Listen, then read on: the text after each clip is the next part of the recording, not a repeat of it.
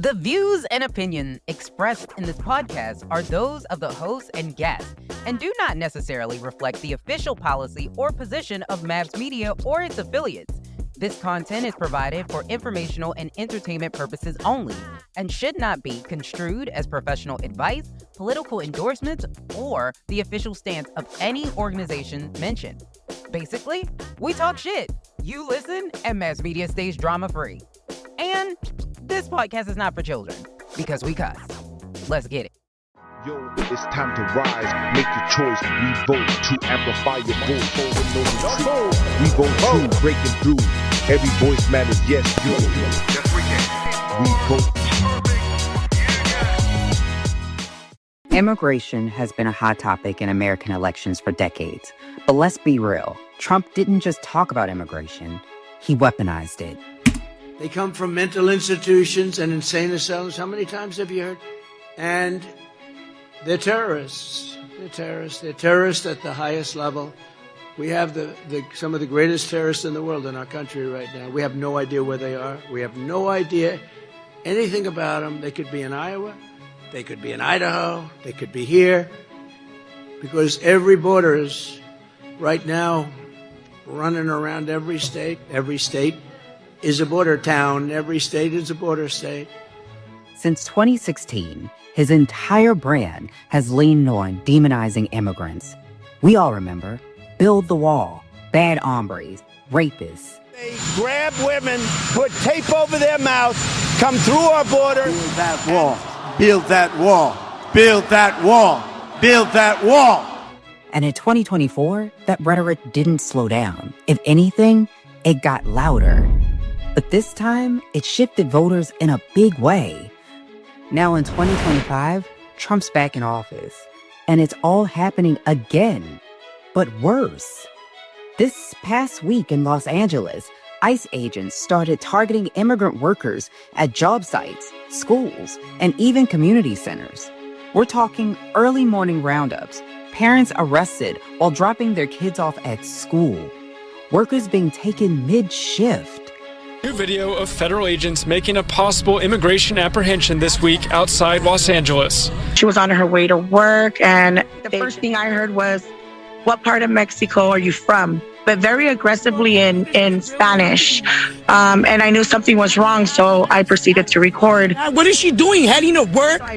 I was able to speak to the daughter. You know, she did confirm, her mom has no criminal background. The family confirmed they were looking for someone else. And then after that, they proceeded to ask her what part of Mexico she was from. Before that incident, they did the Home Depot around the block. They did the same thing there, and it's just really sad. We need more deportations, a lot more deportations, and that's what we're working on. And here's what's wild. Trump didn't even wait to federalize the California National Guard without the governor's consent, a move we haven't seen in some time, just to protect ICE agents from protesters. Let that sink in. The U.S. military being used against its own people on American soil over immigration raids. Meanwhile, detention centers are overflowing, families are being separated, kids are terrified, and basic rights like access to lawyers, clean water, and even medical care are being ignored in real time. Since Trump took office on January 20th, 9 detainees have died in ICE custody. In fact, in Trump's first month in office, more detainees died in ICE custody than at any time since fiscal year 2020. The Colombian government just reported that of the 200 people that were deported, none were criminals and 2 were pregnant women. So we have to ask, what are the limits of law and power when immigration becomes the excuse? What happens to due process, to state authority, to people?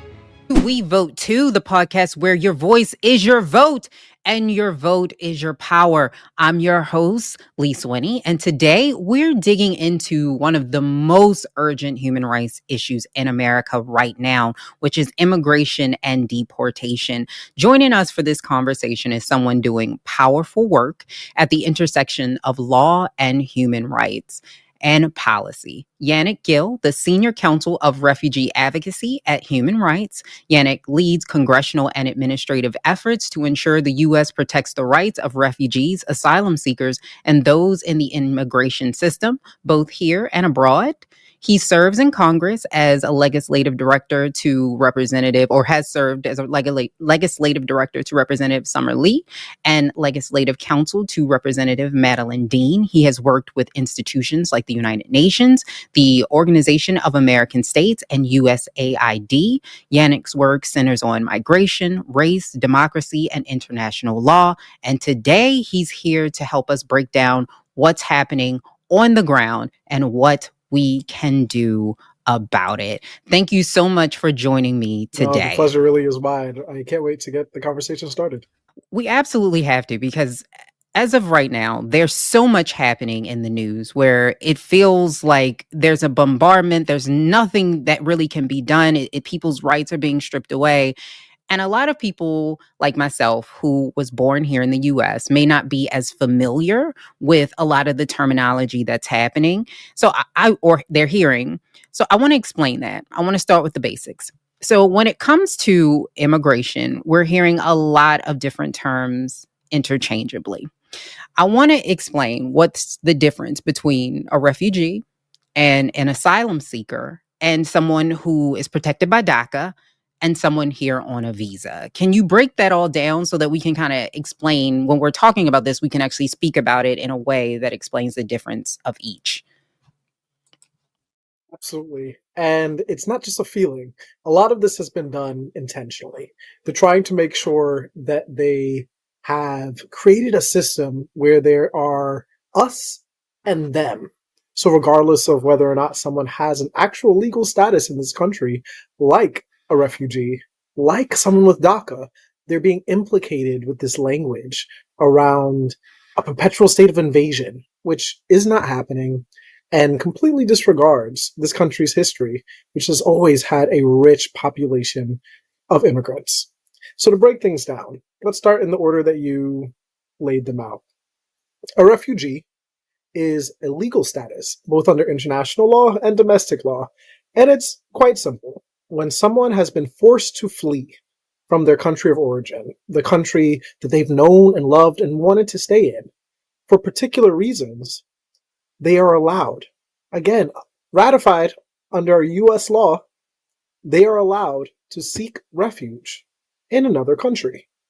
These have to be done, this search for safety, this search for protection has to occur if the prosecution happened based on 5 social groups.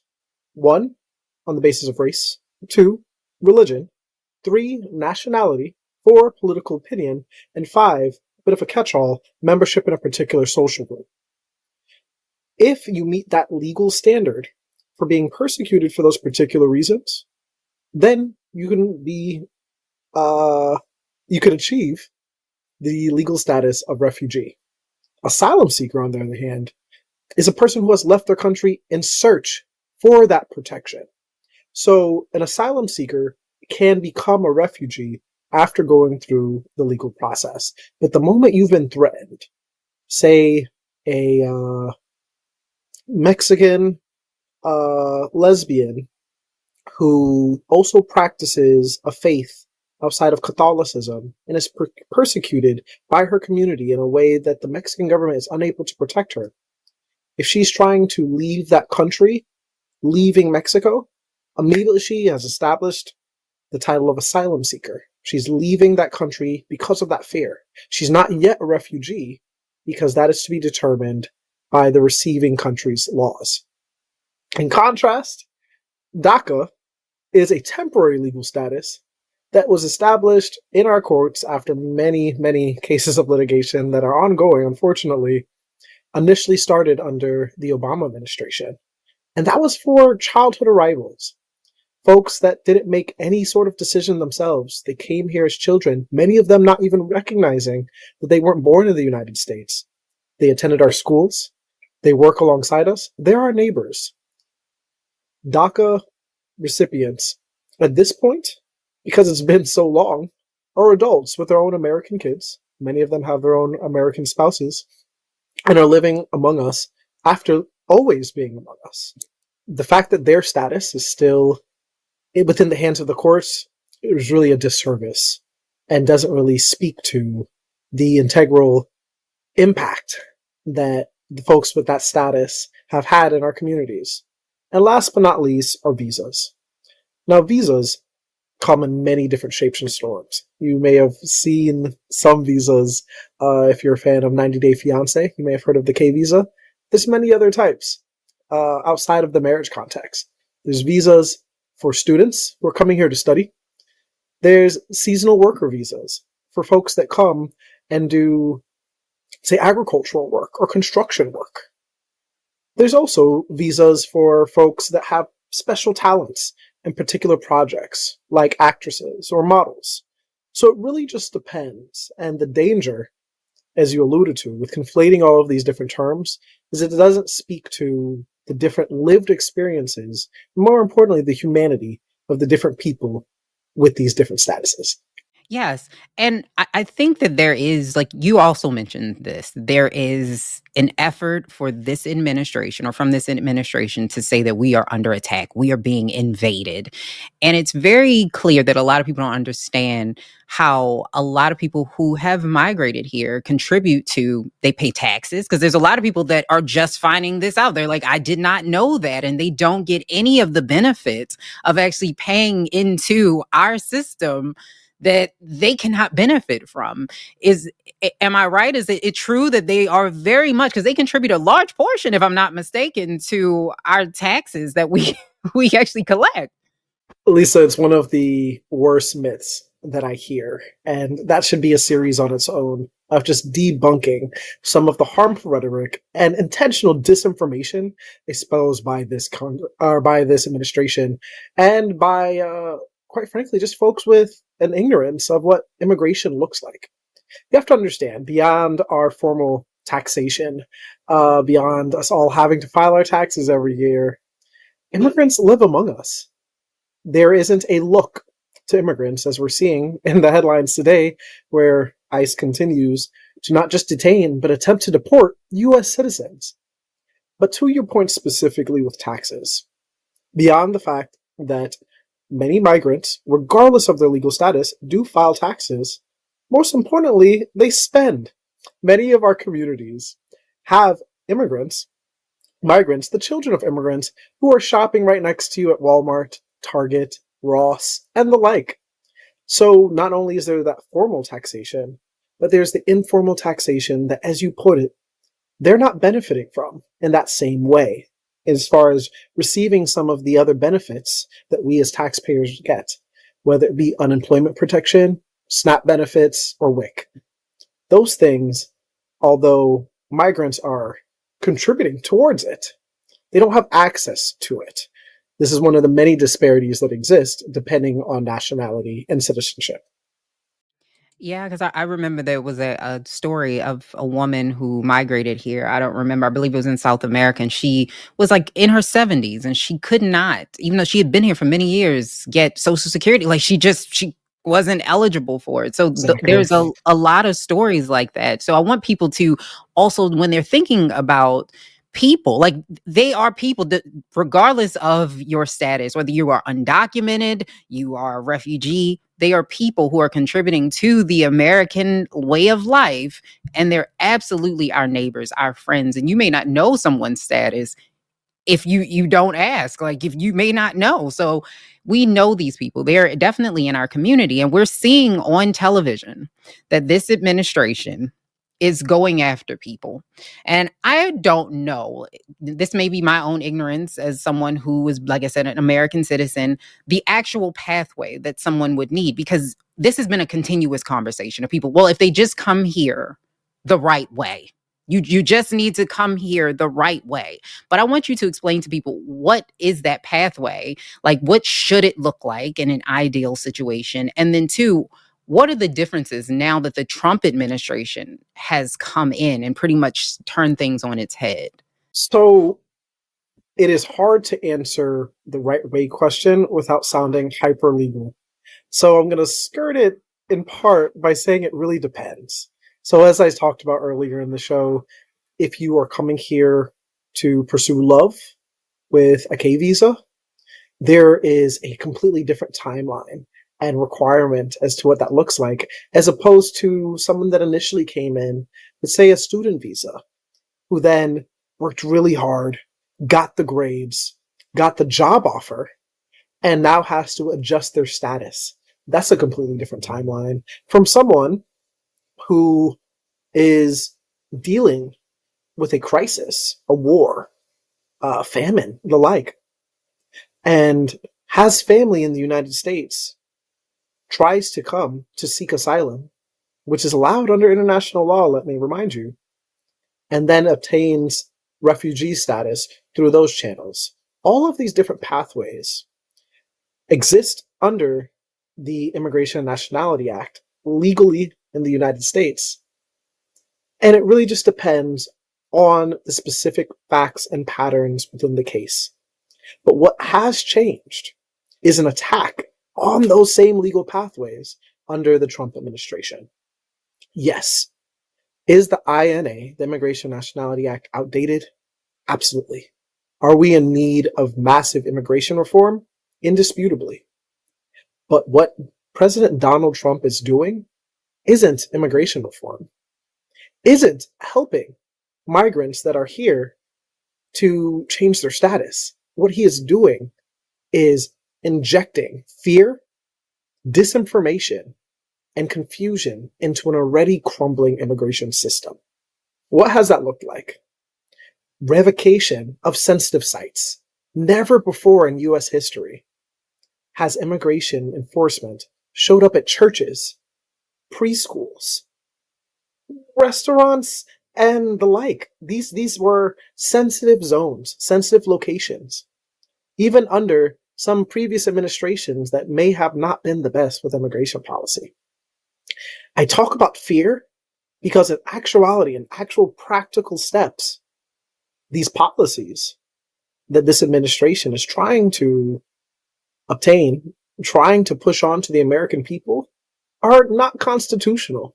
They're illegal. The first Muslim ban from Trump 1 was overturned. Why? Because it was illegal. It was not allowed. But he came back and tried to do it again, this time with a new brand, with a new name. He is in a posture where he is attacking birthright citizenship, due process, freedom of expression, all under the guise of stopping an invasion that is not happening. I like to talk about the constitutionality of these things, just those fundamental rights, because I think there's a gross misunderstanding that this is only going to impact immigrants. This is only going to impact the people who, quote unquote, didn't do things the right way. But as these first 100 days of the Trump administration have shown us, there have been raids of Puerto Rican restaurants, Puerto Ricans being U.S. citizens, an attempt to persecute the Latino community. There have been attempted deportation cases of folks that were born and raised in the United States, and they weren't released until they showed their U.S. documents. Things that we only read about a Nazi-era Germany time of showing your papers to exist. The major difference, to go back and end on your question, is that the Trump administration has really tried to establish an us versus them mentality. Us being anyone that wears that red hat. Anyone that the Trump administration believes looks American. But in 2025, we have to understand, you cannot look at someone, regardless of their features, regardless of their name, regardless of their accent, or what language they may speak at home, and determine their nationality, their citizenship, their right to belong. And I think that we need to talk a little bit about due process. We're hearing a lot about due process, and there's a bit of a confusion around due process, because when you think about Kilmar Abrego Garcia, the whole purpose of it is that there was no due process. it was a clerical error at first. The Trump administration admitted that it was a clerical error, the reason why he got deported. And now it's, I don't have any power to bring him back, even though I'm the president of the United States of America and there's nobody else to call. But nonetheless, we need to explain to people how important that is. So when you talk about it impacting more than just, immigrants, it's going to impact American citizens as well. If they suspend habeas corpus, he could literally do that to anyone and just say, hey, I don't like what you're saying, jail, and you can't fight it. Am I hearing this correctly, or at least interpreting this right? It's a scary time because not only are you hearing and interpreting this correctly, but it's only the beginning. Yes, the Abrigo case is dangerous and very sad, but I should be very clear. No one in this country, regardless of their citizenship, regardless of their nationality, should be disappeared and or deported to a country where they will experience torture. This case is so much bigger than the constitutional violations that have occurred, the clerical errors. This is about our humanity. This is about the conscience of our country. Regardless of someone's status, sending them to a country with documented human rights violations because of alleged criminal association, alleged crimes against communities where they may have lived, is outrageous and should disturb us all. Because, as I stated earlier, U.S. citizens have already been implicated in this. And that's the thing. When we're thinking about this, it's very easy to otherize and think, I'm not Latino. I was born in this country. I am perhaps someone that looks like the rest of my neighbors. But what the Trump administration is doing is attacking our Constitution, attacking things that have been established in our laws. Due process, for those who may not know, is simply stating that before you are to be indefinitely arrested, before you are to be sent away without access to any sort of rights, that you have to go through a process. You have a right to go before a judge, to understand what charges were brought against you, to go through established legal means. This has nothing to do with the severity of the crime or your criminal history. Rather, it is entitlement that we should all have under the law. It's something that makes it to where we are not living in a lawless country. So while it is currently focused on folks with tattoos, on folks who are Latino, of Venezuelan or Salvadorian descent or heritage, the way that this is being changed, the ways that our laws are being challenged, it could be applied in other demographics.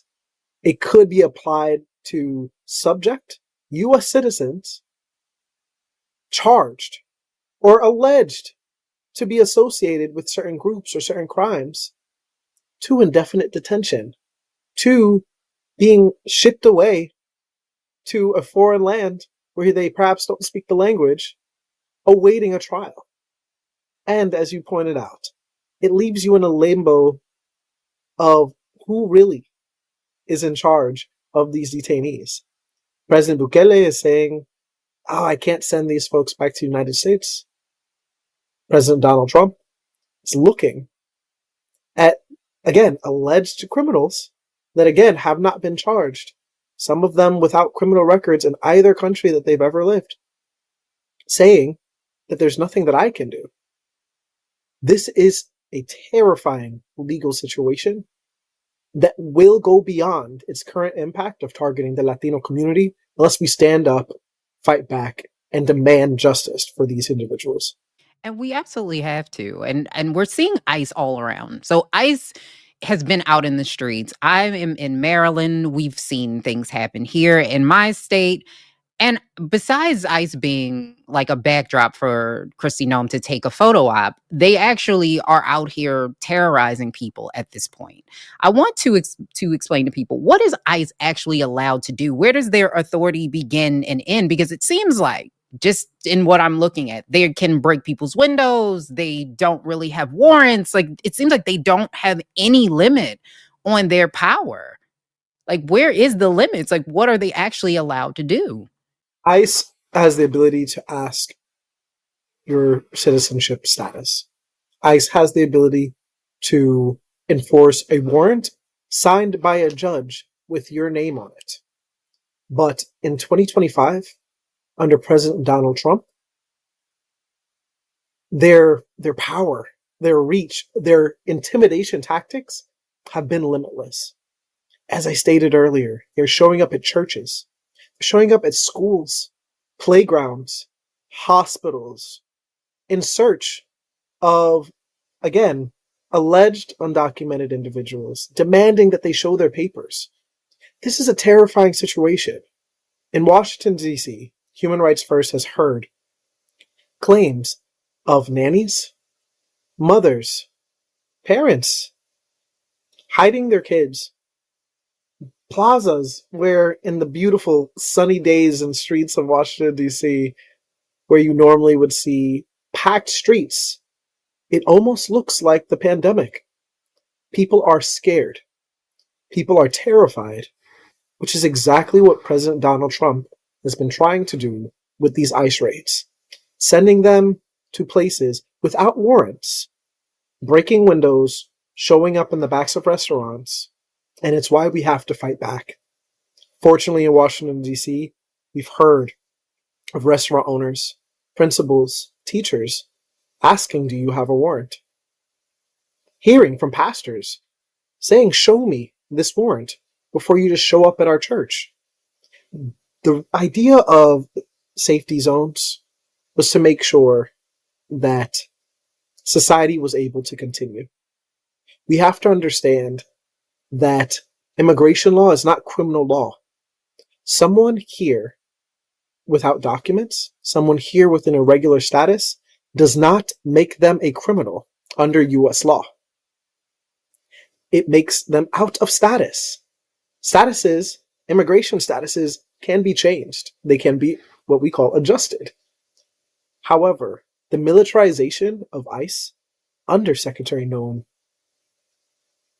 is not only a danger to undocumented people, it's not only a danger to U.S. citizens, but it's a danger to anyone perceived, anyone believed, suspected to not look like what they view as American, which are all just dog whistles for white supremacy. You mentioned something earlier, and I want to talk about it because Marco Rubio, with the Immigration and Nationalities Act. So is this a way to actually expand surveillance?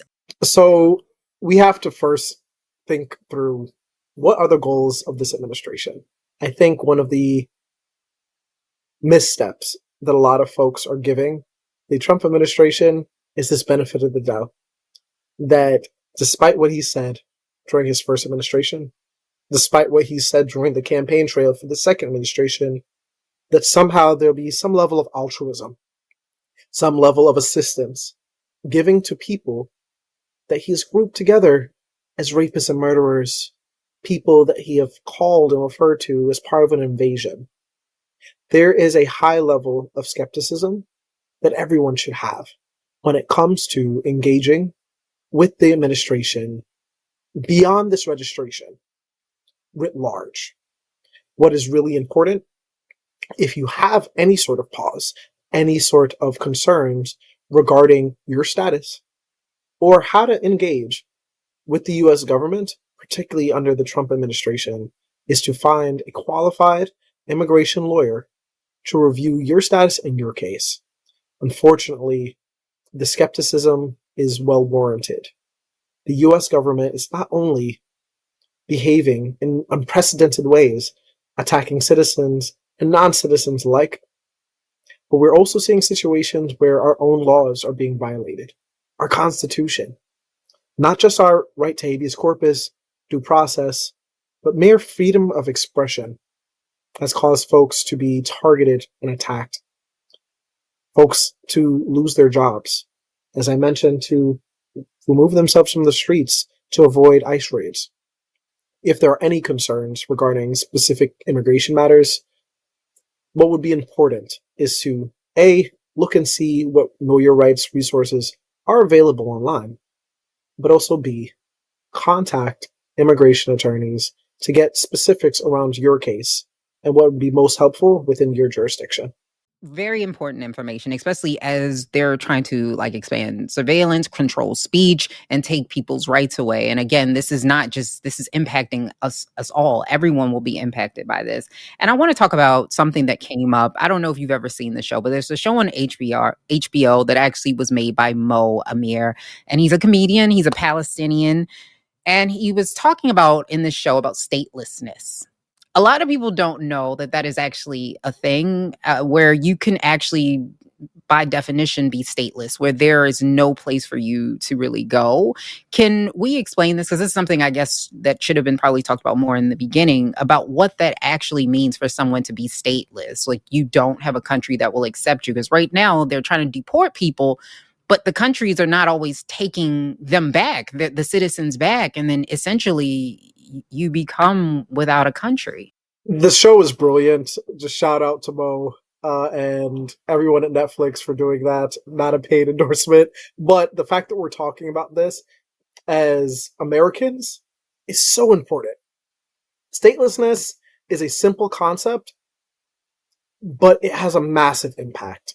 According to the UN, the stateless people are not recognized as nationals by any country. That means where they were born, they didn't automatically receive nationalities or citizenship from that country.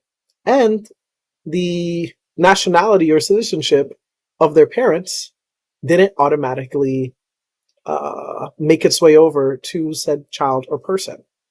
So, yes, we're talking about this in the situations of current deportation as to what country should receive someone that is stateless, but it has much larger impacts. I saw this firsthand during my work in the Dominican Republic, that also has the largest amount of stateless individuals in the Western Hemisphere. Why? Because similar to what Donald Trump attempted to do with his executive order, the Dominican government retroactively stripped away citizenship of anyone that didn't have heritage within the country in an attempt to target Dominicans of Haitian descent. From a legal standpoint, this caused a disaster. I started my career there within international human rights law, really trying to find out who had access to Dominican nationality, who had access to Haitian nationality, and who truly was stateless, and to find out through UN resources what type of help they would have in order to gain access to a birth certificate. Because without these documents that we often take for granted, simple things like buying a cell phone, applying for a job, going to school are suddenly gone. So we're entering a new legal landscape. We're not just talking about something as simple as sending everyone back to where they came from. When it comes to nationality law, when it comes to citizenship, when it comes to migration, this is a complex area of law with a long-standing precedent, a rich history, particularly in a country like the United States, where so many of us have ties and roots in other countries. Donald Trump is attempting to rip this all away without any expertise, without any knowledge of where we've been or what could happen. Fortunately, there are many organizations like Human Rights First that have active litigation to try and push back against some of these calls, but it goes beyond stateless people. It goes beyond refugees and asylum seekers. As I keep stating, your nationality and citizenship won't protect you from the constitutional attacks that are happening, whether it be the First Amendment with freedom of speech or the Fourth Amendment that would protect you against any sort of unusual punishments like being shipped across to Libya or Panama while you await trial. These things aren't normal. and they should not be normalized under the Trump administration. Absolutely. And I also want to say, I'm sorry, Mo, I'm not trying to get your deal. It's Netflix. It's not HBO. I'm not trying to get your deal revoked. That's a whole nother conversation between which is better, HBO, Netflix. We'll leave that for a different day. I have my own opinions, but that show is absolutely amazing. And if you have not had a chance to watch it, it actually gives you not firsthand account because it's not a documentary, but it exposed me to what it's like for people to actually be inside uh, a detention center and how inhumane it actually is. And I want you to explain to people, if you can, what it's actually like once people get into those detention centers and how inhumane a lot of those centers can be, especially since we're hearing about like the big ones like on television, but they're much smaller places that people actually go to. And what is that like for people who have to unfortunately be in those centers? You know, Lisa, it can be a black hole. I could tell you from my time as a staffer in Congress, oversight was a major component of the work of the federal government. I would drive out to very, very isolated parts of the country, be able to show my badge, walk in and speak with some of the people detained. It was bleak to say the best. Many of the women I spoke with didn't have access with any regularity to phones. They did not have access to speak with legal counsel with any sort of regularity. They didn't have ways to translate some of the legal documents they were receiving. And this was on American soil. The things that we are hearing from our colleagues doing work in El Salvador, Panama, Costa Rica, is far worse.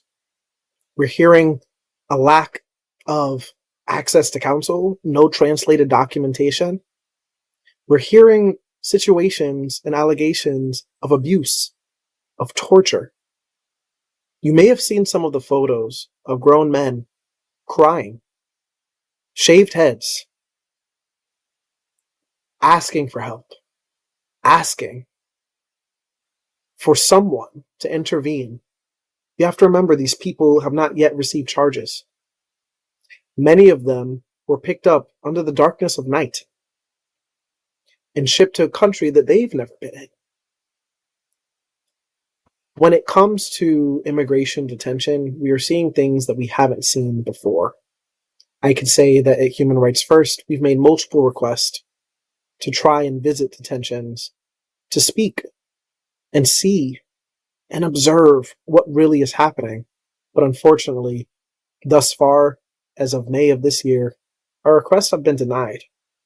We'll continue to try and gain access to see and defend the rights of people, because regardless of your nationality, regardless of your citizenship, in the United States, the Constitution still applies to you and you still have rights.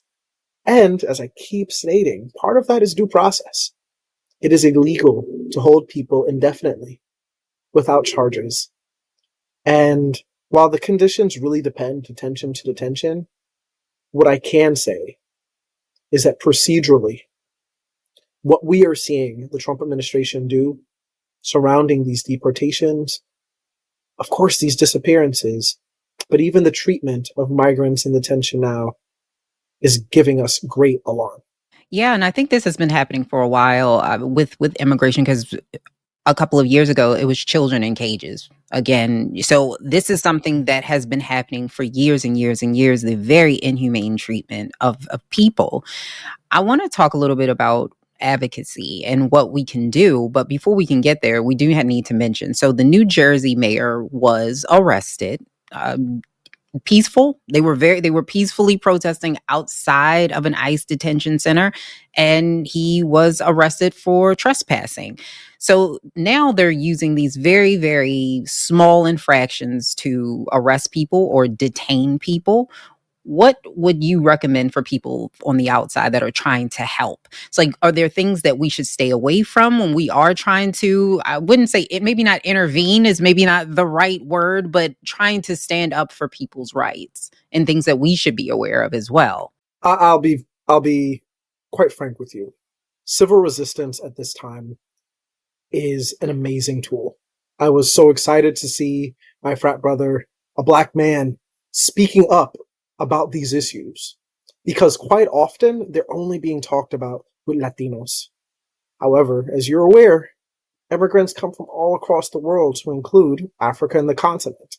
So seeing elected officials that do have an oversight capacity and capability knocking on doors, as I did when I was a congressional staffer, to ask, hey, we know that there are people detained here.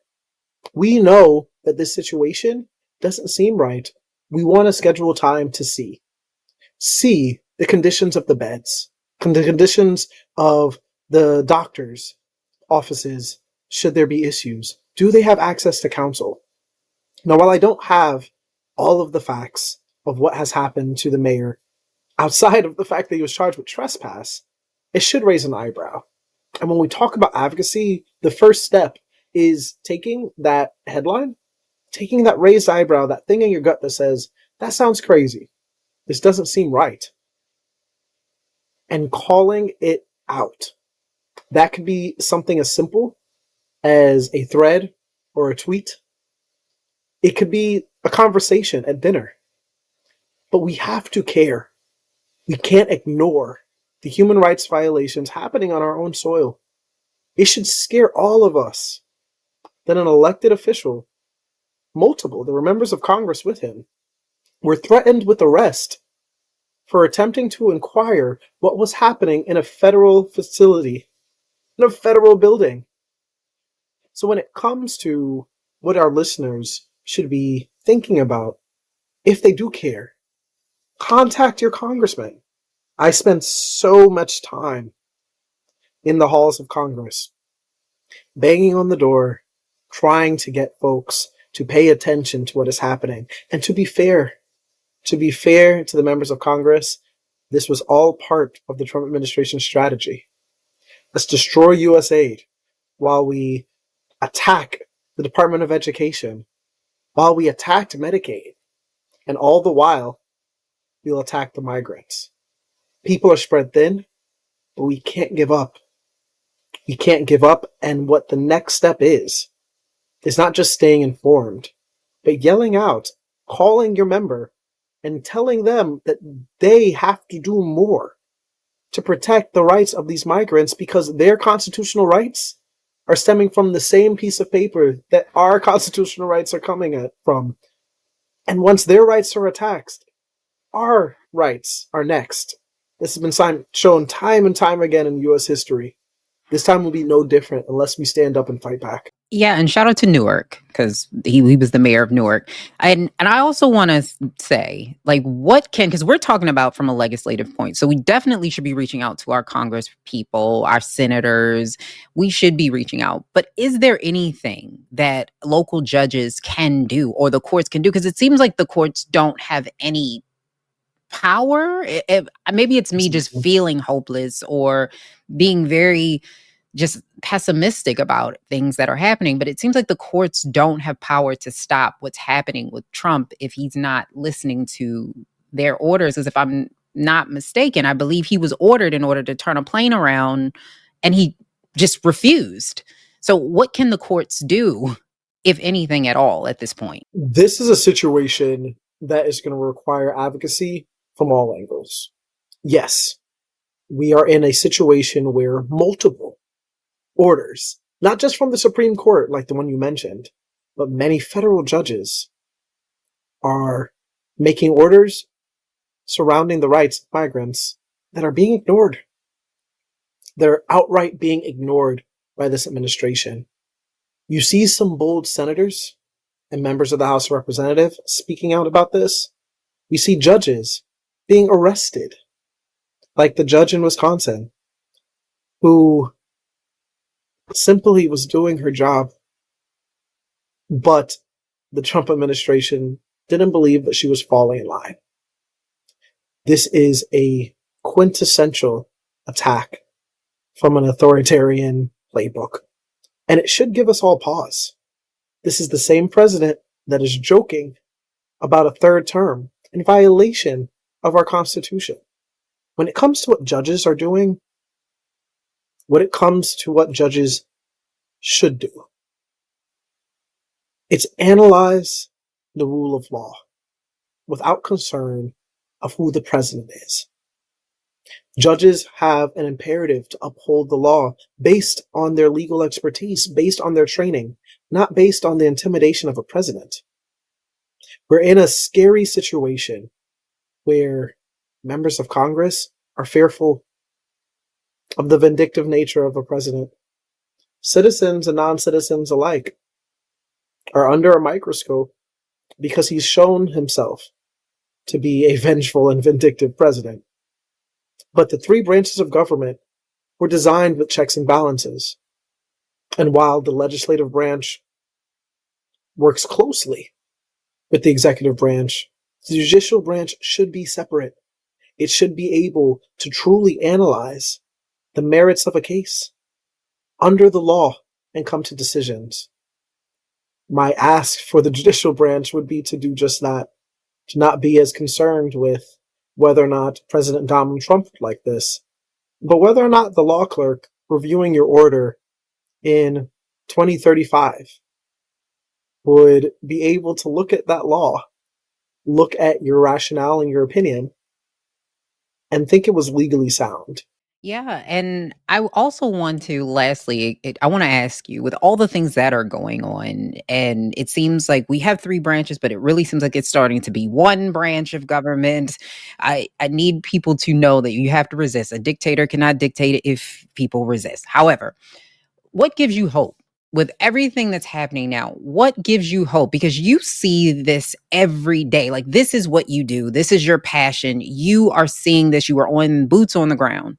What gives you hope to keep going and to turn that hope into actual action and getting other people to do it? What keeps you going? What's currently giving me hope is the resilience of young folks.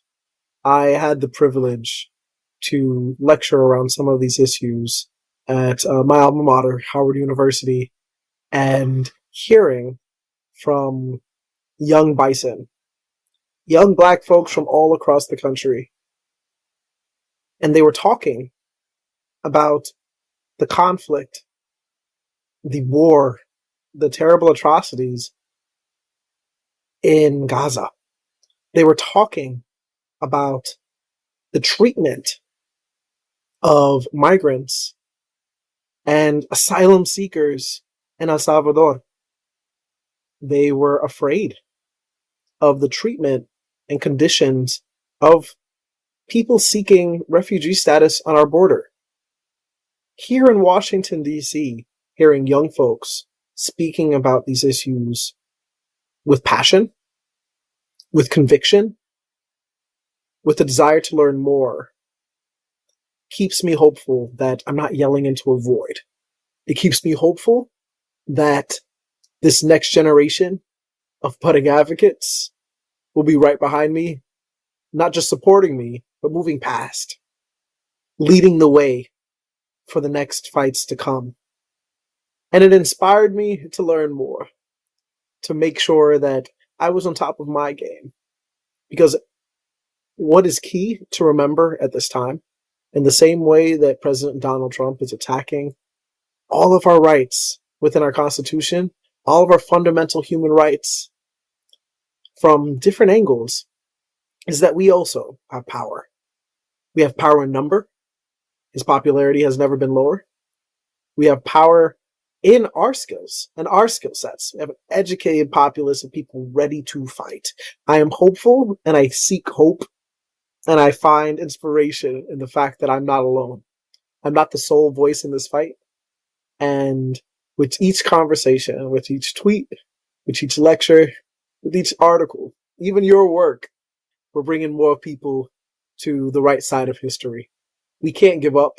This is a beautiful country, and it's going to require each and every one of us to fight for it, to hold up our rights, to make sure that those same kids that, should I say young adults that I lectured at Howard, have a country to continue to fight for in the next 4 years. That's absolutely inspiring because like I said, I sometimes I get very down when I'm looking at all the things. So I like to speak to people and hear about the hope that they have, especially if you're on the ground and you still have hope. Who am I to not have hope in this country and what can become? Because I'm just fearful that we'll be at the coronation of Donald Trump III. And it's just God where forbid. my head is at in this Over my very dead body. There we yeah, go. yeah, right. I was like, no, I don't want that. I don't want that at all. And, shout out to Howard, by the way. Say the real HU, but is it? Because we all, you have, is it the real HU? I think the fact that Is you it asked it on Hampton? the fact that you had to explain that question answered it itself. That's I love us all. I'll be the bigger man here. Shout out to all the HUs because we need all the solidarity right now. Yes, and before you go, I want everybody to get information about your work and how they can reach out because you have a lot of resources that are available to the public.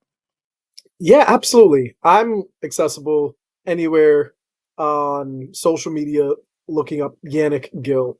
But I really want to plug in the importance of the work of not just my organization, Human Rights First, but all of the local organizations supporting the rights of migrants and racial justice organizations in 2025. It is a bleak time where Donald Trump is even attacking the funds that have historically, across both party lines, supported the integral work that organizations like mine do. It's one of those times where, whether it's donations or just uplifting the different cases, the different tweets, attending and showing support to our different events. It is a time where there are many ways to show up and lend your voice to uplift the work of not just our organizations, but the work of the champions across our world, across the country, in ways big and small. Absolutely. The small organizations, local organizations are really the heart of this country and everything that we do. So I want to thank you for spending the time to educate people on what's happening so they are more informed about what's happening.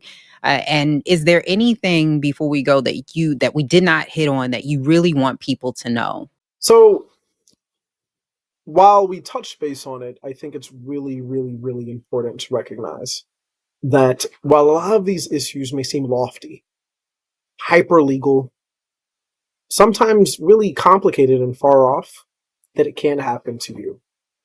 It shouldn't be normal to attend a protest and be abducted off of the road the next day, regardless of your nationality. It should not be normal that you are supporting the human rights of victims of war and you lose your job without question. It shouldn't be normal that you have tattoos in the wrong place and that you're shipped away to a country that you've never been to. What I really want to leave folks with is that none of this is normal. And if it can happen to our Latino brothers and sisters, if it can happen to the neighbor that may speak a different language than you or worship in a different way than you, that it definitely can happen to you.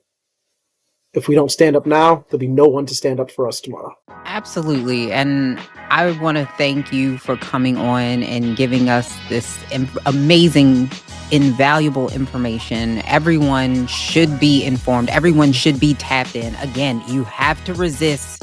And in order to resist, you need information. And so I appreciate you coming on today and going over this very, very important issue. That has been another episode of We Vote Too. And a huge thank again to Yannick Gil for sharing his insight and the crucial work that he's doing every day to protect the rights of immigrants, refugees, and asylum seekers and citizens. He is protecting us all with doing this work. And if you learned something today, please share this episode with a friend. These conversations move us forward towards justice. dignity, and real accountability. So we'll be back soon with another episode of We Vote Too. Until then, stay informed, stay active, and remember, your voice is your vote, and your vote is your power. Thank you so much for listening today.